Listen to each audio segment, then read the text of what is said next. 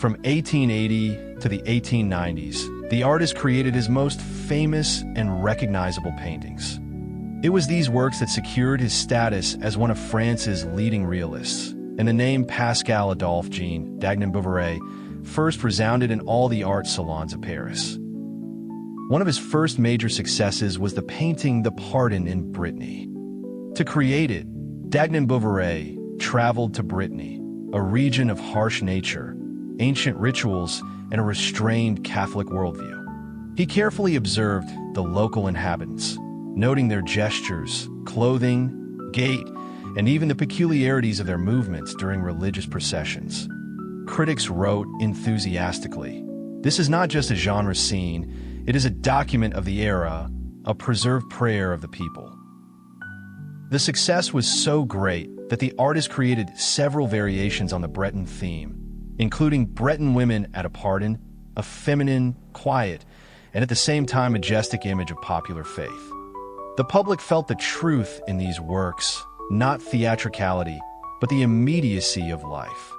After the triumph of the Breton cycle, he turned to the theme of the French army. This led to the painting The Conscripts, a profound, humane look at young men being sent off to serve. There is no pathos or heroism here, only a moment of farewell, excitement, sadness, and hope. This canvas demonstrates the essence of his art. He knows how to see drama in ordinary life, without exaggerating it, but also without diminishing it.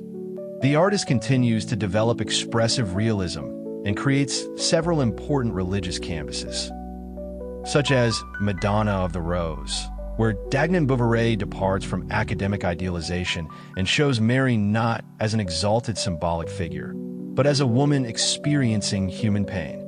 His interpretation of religious scenes is always realistic, restrained, even austere, which is why his spiritual paintings look so real. The culmination of this period was his participation in the Exposition Universelle 1889, where Dagnan-Bouveret received the Grand Prix.